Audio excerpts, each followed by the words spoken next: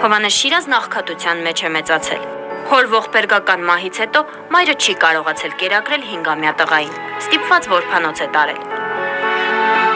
Շիրազը հաճախ է փախել որբանոցից, գնացել է Արփաչայի հովիտները, հայրիկի բոստանները գտնելու։ Այդ հովիտներում ծաղիկների ու կակաչների մեջ մի պա մոռացել է, որ որբ է։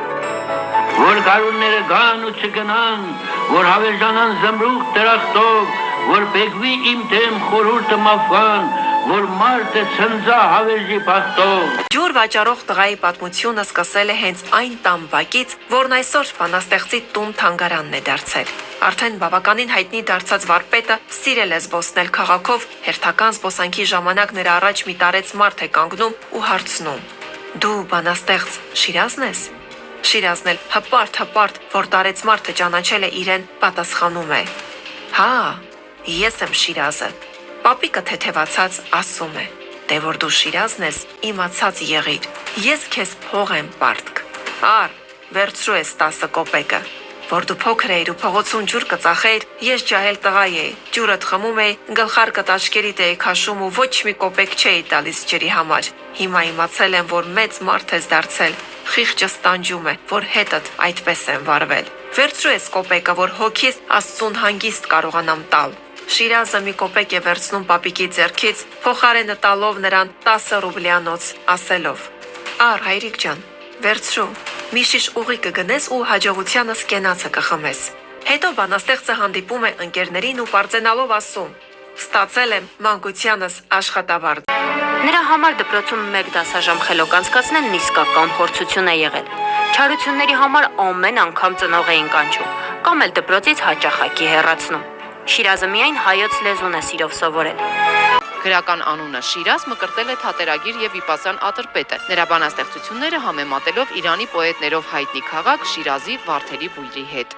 Եվ ես երջանիկ կլինեմ անջամ,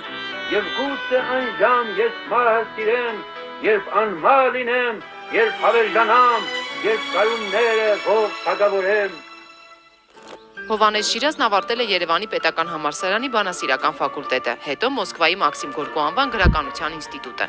Պոետը թողել է գրական հարուստ ժառանգություն, որոնք թարգմանվել են աշխարհի ավելի քան 50 լեզուներով։ Բանաստեղծությունների նրա առաջին գիրքը Գարանամուտն էր։ Դրան հաջորդեցին Սիամանթոն եւ Խճեզարեվի Բերգը, բանաստեղծների ձայնը, երգերի գիրք ժողովածուները։ Ամեն անգամ, երբ որ մտնում եմ թորնադուն, ինձ թվում է, թե ես 5 տարին եմ ընդունում իմ հոգու մեջ։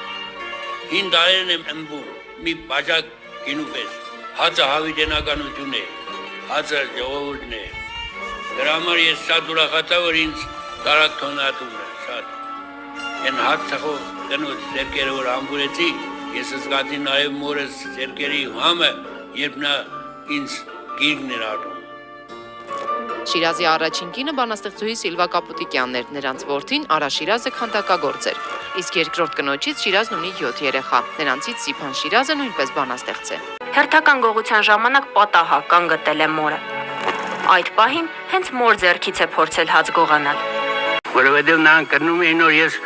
գործարանից ծուխ, իլիգներ, կդավ չեմ երկում, այլ մայրիկիս աչքերը։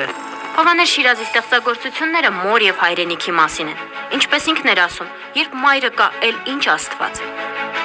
Նրա հուշարձան մայրիկիս գիրքը 50-ից 60 հազար օրինակով է լույս տեսել եւ ռեկորդային արագությամբ սպառվել է։ Գրքի հրապարակումից հետո մի ծեր կին եկեղեցում մոտեցել է նրան, համբուրել ձեռքերն ու ասել. «Շնորհակալ եմ, տղաս ինձ ծերանոց էր տարել, քո գիրքը կարդալուց հետո վերադարձրեց տուն»։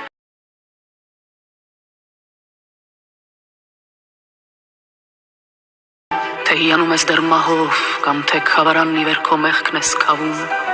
կամ թե լուսաթև քո Բեատրիչեն դեպի դրախտ է քեզ առաջնորդում, եւ կամ նրա հետ ճախրում ես արդեն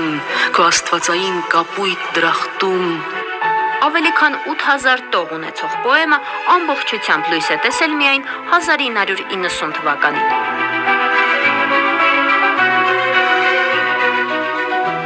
Շիրազի գործերը թարգմանվել են ավելի քան 60 լեզուներով։ Ամենից շատ թարգմանվել է բիբլիական պոեմը։ Առհասարակ բազմիցս նշել են, որ Շիրազ թարգմանելը շատ բարդ է, քանի որ նա շատ փոխաբերություններ է օգտագործում։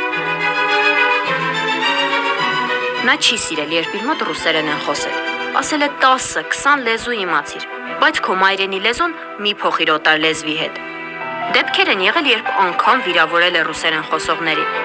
Մի անգամ կառավարության շենք մտնելիս նրա հետևից մի կին է վազում եւ ասում. «Վխոդը էստեղից է»։ Շիրազն էլ շրջվել է դեպի այդ կինն ու ասել. «Խոտը դու ես, ինձի մուտքի տեղը ցույց տուր»։ Մեծանուն գրողն ապրել է 69 տարի։ Հովհաննես Շիրազն իր ամբողջ կյանքում փափագել է, որ հայ ժողովուրդը օրերից մեկ օր Մասիսը հետ բերի։ Եվ պատահական չէ, որ 2006 թվականին նրա սիրտը բարձրացրել են Արարատի գագաթ եւ այնտեղ թաղել։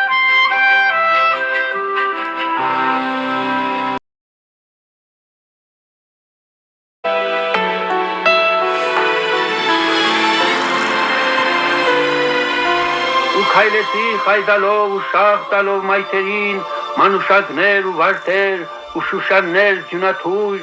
ու մարդիկ ինձ տեսնելով իրենց հոգնած աչքերին, տեսան ուրիշ մի աշխարհ, կարուն տեսան նորաբույր։